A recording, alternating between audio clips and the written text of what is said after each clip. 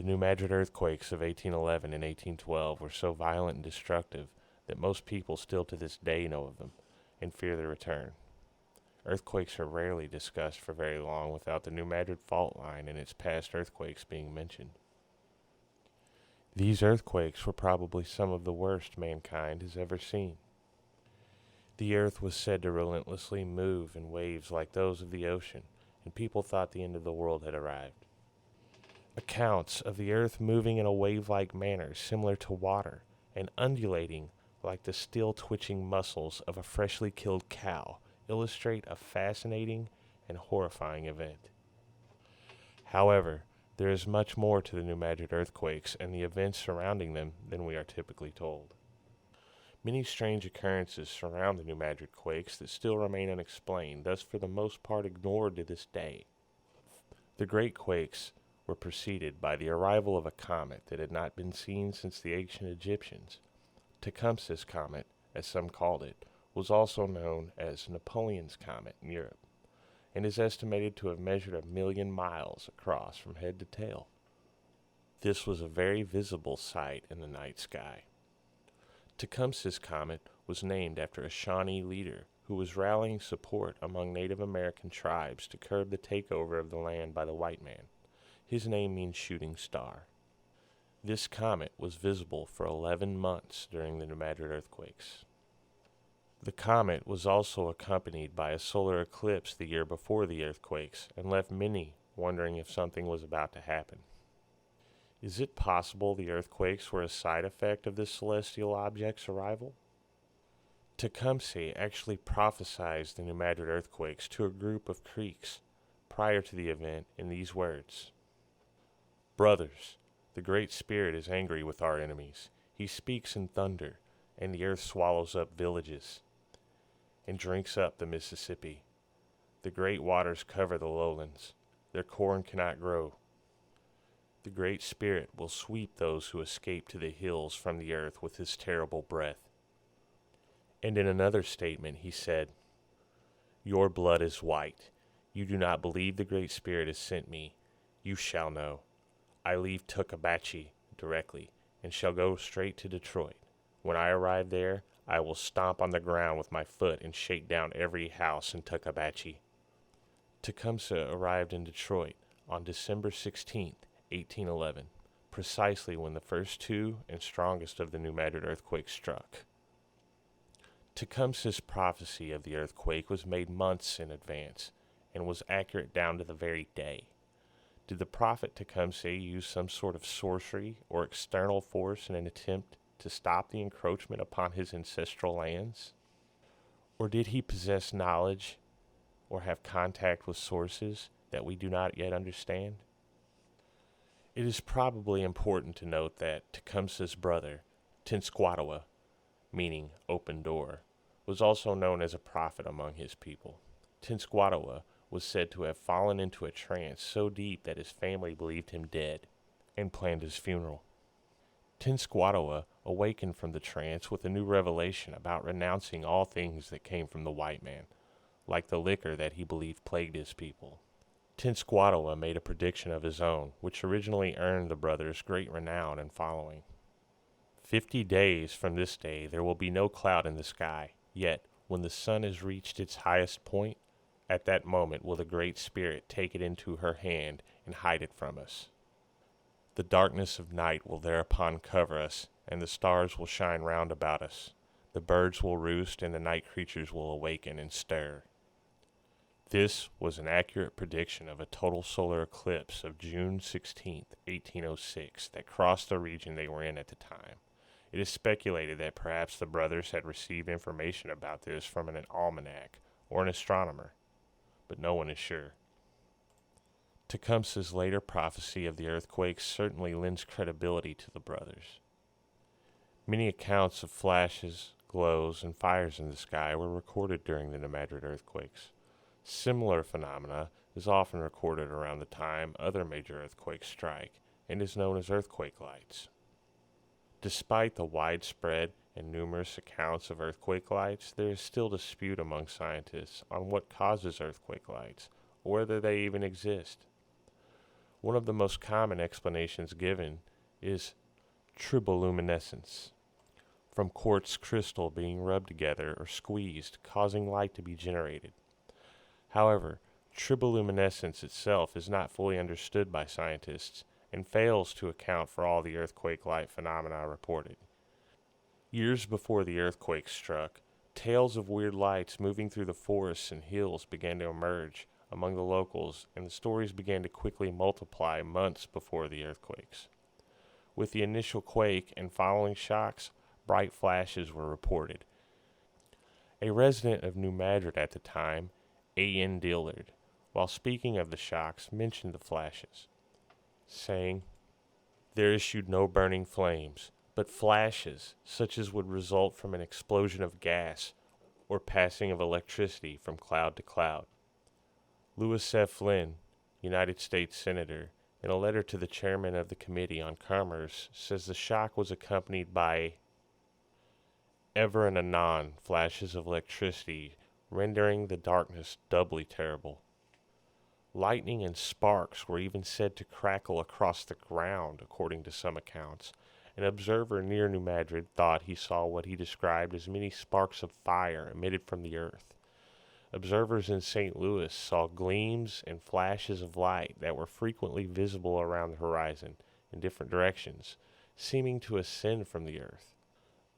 Another man claimed to have seen 3 pale blue pillars of light for a good time in the distance.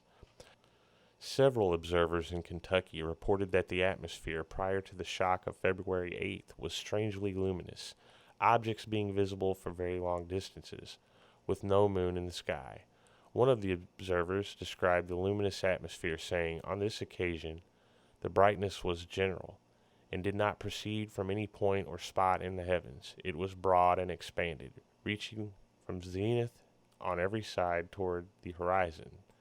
It exhibited no flashes nor sparks, but as long as it lasted was a diffused illumination." In North Carolina, witnesses reported 3 large extraordinary fires in the air. One appeared in an easterly direction, one in the north, and one in the south. Their continuance was several hours, their size as large as a house on fire, and it was noted that no sparks accompanied the flying blazes. Could this have been the reddish-orange orb UFOs that are so commonly seen and reported by witnesses today? These reports are just a small fraction of many. Are these UFOs or earthquake lights a side effect of geological events, or are some geological events a side effect of the lights? Is there an intelligence at work here, or are these lights just a natural phenomena? Since the New Madrid earthquake, sightings of strange lights and aerial phenomena have continued to this day. The area is ripe with UFO sightings, with more reports than any other area for the last few years, making it a major UFO hotspot. Frequent orange orbs and black triangle sightings are just some of what is being seen over the Midwest skies currently. Close encounters with alien entities and stories of people being mesmerized by beams of light are surfacing in Jackson, Missouri. Cattle mutilations are occurring all over this area, but few are being reported due to the sort of attention it draws. In many of these cattle mutilation cases, organs are removed without any sign of trauma or clue as to how access was made to them. Recent information has even emerged that tells of a pre-Roswell UFO crash between Sikeston and Cape Girardeau, Missouri in 1941, and that alien bodies were recovered from it. The area also has many spook lights, such as the Zenith light and the Hornet spook light, that have drawn a lot of attention over the years, and still do. In 1967, a rash of UFO sightings spread across the same area of the 1811 New Madrid earthquakes, known as the Great UFO Wave of 1973, as the number of reports escalated and the media began to pay attention. Over 500 witnesses in Piedmont, Missouri reported orange amber lights that changed shape, silvery craft, and large objects coming out of a lake there. The Great UFO Wave, much as the effects of the earthquakes, was widespread across southeast Missouri and drew a lot of media attention. Lights and craft of various shapes and sizes were popping up in reports all over the area. 2 dockyard workers in Pascagoula, Mississippi, claimed to have been approached by a light that turned out to be a craft carrying an eyeless gray creature with long arms that ended in claws. The dock workers said that they were paralyzed and levitated into the craft where they were examined. The Pascagoula case was just one of many close encounters reporting during this time. A Missouri State University physics professor, Dr. Harley Rutledge, was challenged to explain these sightings of lights and luminous phenomena in the skies around Piedmont, Missouri. Though skeptical, Dr. Rutledge decided to use scientific analysis to try and explain this phenomena if in fact it did exist. Dr. Rutledge assembled a team of skilled scientists and employed a very thorough array of tools and equipment to the task, such as RF spectrum analyzers, low and high audio frequency detectors, cameras, electromagnetic frequency analyzers, and even equipment to measure the changes in the Earth's gravitational field. Much to Dr. Rutledge's surprise, what resulted was probably the most successful UFO field study that was able to observe the phenomena in real time. What Rutledge had concluded was surprising. He found what he called pseudostars, or stationary objects that seemed to use constellations as camouflage, but were in fact not stars at all, but mimics that would sometimes shoot off in a direction and change its light configuration. Many of the objects defied the laws of physics, and others seemed to mimic the light configurations and blinking of known aircraft. And on many occasions, the objects would directly respond to the actions of the observers, such as light signals, verbal and radio messages. His findings are documented in full in his book entitled Project Identification, the first scientific field study of the UFO phenomena. Dr. Rutledge commented on his conclusions, saying, "Unbiased, disinterested physical scientists usually measure the properties of inanimate matter. Biological, medical, and behavioral scientists, on the other hand, study intelligences less than or equal to their own. In this project, we dealt with an intelligence equal to or greater than that of man. We interacted with the phenomena under the study." Dr. Rutledge's study was unique in that it was purely scientific. Instead of investigating UFO reports made by others, hundreds of cases were observed, measured, and recorded as they actually happened. The field research spanned a 7-year period and included around 35 scientists, engineers, and students, along with many others on the observation teams. In total, 158 viewing stations were used, with 620 total observers involved. During the study, there were 157 documented sightings of about 180 UFOs, most of which were anomalous lights. In quite a few of these cases, these lights were observed close up and appeared to be more than simple balls of light. Typically, the lights observed would be an orange or amber sphere that would zip around and make 90-degree turns, and according to scientific calculations, moved at thousands of miles an hour. Many of these objects would knock out transmission towers and scramble TV signals. Sometimes rectangular lights would accompany the orbs, and when viewed closely through telescopes or binoculars, the team reported that these looked like windows with light shining through them. Numerous disc-shaped objects were recorded in both day and nighttime. Rutledge speculated that perhaps the craft being witnessed had electromagnetic radiation microwave propulsion systems. Many times a military presence in the form of fighter jets and helicopters was noted by the team in pursuit of the craft and lights. In one case, Rutledge observed a 200-foot-long, bullet-shaped object silently flying over the Mississippi River from his home in Cape Girardeau, Missouri. Rutledge wrote, "It was not like anything I had seen before. I looked at the craft. It had no wing. I did a double take. It had no tail structure either. A slight feeling of nausea overcame me. Any lingering doubt I had about the existence of UFOs had vanished with the object." Rutledge thought the discs and lights observed in the daylight were balls of plasma, but almost certainly exhibited signs of intelligent remote control. Rutledge and his team were convinced that many of the objects directly responded to being observed, and in 32 cases the project cites UFOs directly responding to observers. Dr. Rutledge and his team came to the conclusion that the objects not only were aware of their presence, but interacted with them in a way that seemed like the UFOs were toying with them. The interactions with these objects seemed to be on some sort of psychic level. In the later days of the project, Rutledge noted that plasma spheres from 2 to 6 inches in diameter would actually follow him around, even inside of buildings. As many who delve into such interests find, Rutledge found that the more interest one takes in the phenomena, the more interest it seems to take in you. The great UFO wave of 73 died down in 1976 when a 5.0 magnitude earthquake struck the New Madrid fault zone.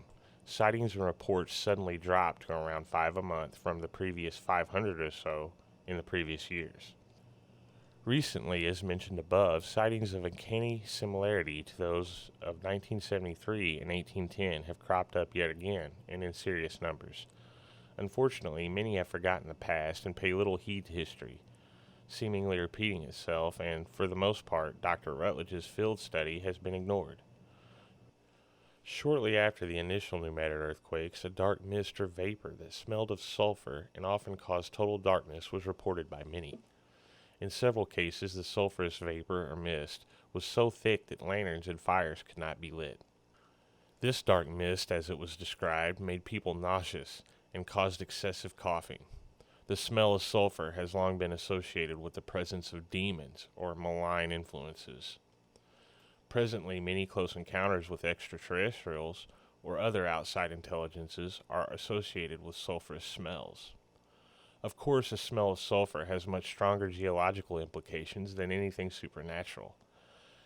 However, considering unexplained phenomena and its frequently direct relation to geological occurrences, one could begin to question if the old myths of demons that dwell in the earth are really myths or our ancestors' way of telling us something.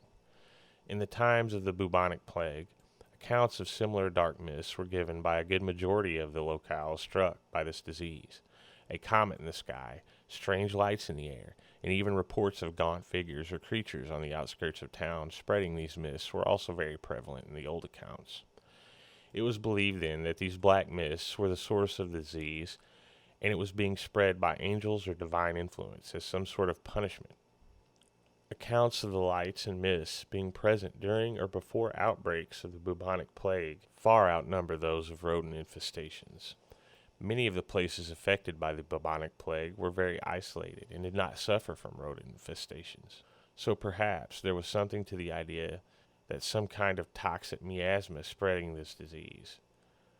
Could this be a bioweapon used against the human race by some sort of higher or outside intelligence? Miasma was also thought to be the means of spread for other diseases such as cholera, which is commonly associated with miasma and foul mists. Interestingly enough, in the years following the New Madrid earthquake, cholera outbreaks struck the settlers and especially the Native American populations around the areas of the New Madrid fault. Entire Native American camps and settlements disappeared, wiped out because of cholera infections. Were these myths just geological events, or was it the act of some non-human intelligence using a bioweapon of sorts to depopulate or discourage population of the area? Before the earthquakes, the port of New Madrid was a promising and rich community ripe for growth. Now, like many of the older cities in the area, it is a stagnant one-horse town. How populated would this corner of the once dubbed cave state be had it not been for the nature of the events surrounding the New Madrid fault zone? A great majority of the people that experienced the New Madrid earthquakes packed what they could carry and left the area, never to return. The value of the land fell drastically, and it was given away for next to nothing to those brave enough to actually live there. The city of New Madrid would likely be quite large right now if it hadn't partially sunk into the Mississippi River and been abandoned by its inhabitants. When the New Madrid earthquake struck, it was a commonly held belief that the amount of electricity in the ground reached a critical point and discharged suddenly. Many survivors of the earthquakes described the feeling of being electrocuted and strange tingling all over their bodies. Some even said that they had no idea that what had happened was an earthquake at all. Rather, they thought that they had been badly shocked. One report even described metal objects attaching themselves to the wall as if by magnetism for the duration of the shocks. Strange indeed. In the 2 or 3 years prior to the New Madrid earthquakes, many mysterious loud booms and cracks were heard. Many described these sounds as resembling the sound of a very large gun or artillery. Much louder booms and explosion sounds were heard directly before the New Madrid quake, and signaling the following shocks. In the days the earthquakes were taking place, the constant sounds of rumbling thunder were heard, along with the extremely loud sound of gas hissing forth from the earth. Cracks and booms were amplified to levels that they had shattered windows and disoriented those subjected to it. Some describe the sounds of metal scraping together and the sizzle of hot iron being thrown in water. Today, mysterious sounds are being heard all over the planet, some very metallic and almost resembling trumpets. In the area around the New Madrid Fault Zone, mysterious loud booms and explosions are being heard with increased frequency. For the most part, this obvious warning sign is being ignored, and the mysterious explosions are rarely mentioned by the media in a serious way. It is said, in the days prior to the Madrid earthquake, animals began to display very strange behavior. Snakes crawled out of their holes in winter, and many animals vacated the area. Tame animals began to become vicious and turn on their masters. Wild animals lost their fear of humans and began to approach them. Deer tried to enter the houses, and flocks of geese landed at people's feet. Gargantuan snakes, turtles, and other creatures that were frighteningly strange or large began to be seen. A wild man of gargantuan stature was first seen in St. Francis County directly after the quakes. Known as the Fouke Monster, natives believed it was a man that had been driven mad by the earthquakes and retreated to the seclusion of the woods. This creature was blamed for missing and mutilated livestock at the time. Reports of this 10-foot tall Fouke monster resurfaced several times in the 1850s, then abruptly ended. Then, in 1971, a large rash of frequent Fouke monster sightings took place and have been continued to this day. Reported and collected footprints of this creature seem to have only 3 toes. Residents claim the Fouke monster had really been seen roaming the area since 1964, or even as early as the 1940s. This Fouke monster, or beast of Boggy Creek, is said to haunt the large and uninhabited Sulphur River bottoms. Strong smells of sulfur, worse than that of a skunk, is associated with this monster. The first sighting of the legendary 6 to 9 foot tall cryptid, named Momo, or Missouri Monster, took place in 1810. After these initial sightings, it was really never reported again until a group of people had an encounter with it during a picnic in 1971. Later, livestock started to turn up dead or missing, and reports of the Missouri Monster carrying off dogs became frequent. According to a story in the St. Louis Post-Dispatch, published in 1972, police sealed off a 200-acre wooded area while a team of 25 hunters searched for the creature. Police received reports of a creature crossing the highway with a dog or sheep in its mouth. Another witness told police that the creature lifted the back of his automobile. Sightings and encounters with the Missouri Monster have since become fairly commonplace and continue to this day. Momo is almost always associated with a foul sulfur-like smell of rotten eggs or rotten flesh. Momo, unlike the cryptid Bigfoot, is known to attack animals and provoke or antagonize humans. MUFON investigators have noted that the sightings of this creature coincided with UFO reports. This monster is also said to leave 3-toed footprints. Sightings of strange creatures in many areas around the New Madrid Fault Zone have been frequent since 1810. In fact, in places such as Crowley's Ridge and others that are small and not very populated. For the most part, they are similar to the last 2 mentioned, but some others vary wildly. Wolfmen or werewolves, lizard men, panthers, giant birds, shadow people, and specters are widely reported around the New Madrid Fault Zone. The early 1970s mark a rise in sightings of strange creatures across the board. Many are spiking in number of sightings currently as well. Are these creatures misidentified black bears, undiscovered species of an ape-like animal, or perhaps associated with some sort of outside intelligence with an agenda?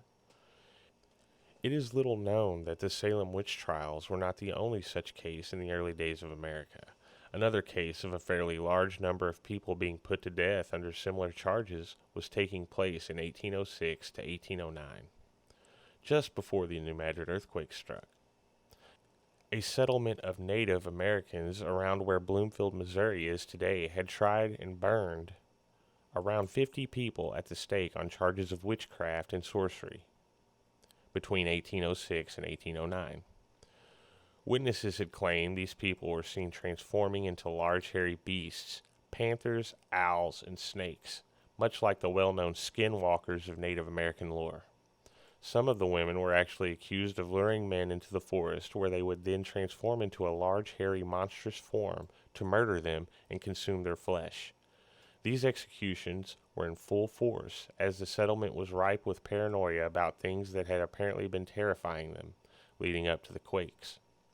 Tecumseh put a stop to the madness just as it began to reach its highest pitch in an attempt to recruit them into his alliance against the encroaching whites. This same area around Bloomfield, Missouri, still to this day generates reports of tall, skinny, furry ape-like creatures with long arms, panthers, spectral dogs with red glowing eyes and disturbing levels of intelligence. Ghost lights and tales of witches living on the ridge still plague the same locality that these witch trials took place so many years ago. Though it is not common knowledge, such things are part of the area's history. In the book History of Missouri by Lewis Houck, page 219 to 220, it is documented the account of Le Sueur, who said, "These Indians became possessed of the infatuation that witchcraft was being practiced among them, and no less than 50 women suffered cruel death by the torch within 12 months. The charges against these unfortunate beings were usually based upon the report of someone who imagined that he had seen an intended victim in the form of an owl or some other bird, or in the form of a panther or beast of the forest." Was this a case of madness and superstition gone wrong, or did these people actually see some things that caused them to turn on each other? Considering the other events taking place in the area at the same time, and still today, who could really say? It certainly is an interesting coincidence. What does it mean? Geological features are scientifically shown to generate more reports of strange lights, paranormal events, and things like sleep paralysis. Infrasound, geomagnetic disturbances, high electromagnetic fields, and even hallucination-causing gases from the earth are just a few of the reasons why that could be so. The strange and seemingly intelligent nature of the events that are highly coincidental and widespread leaves room for a healthy amount of speculation and wonder.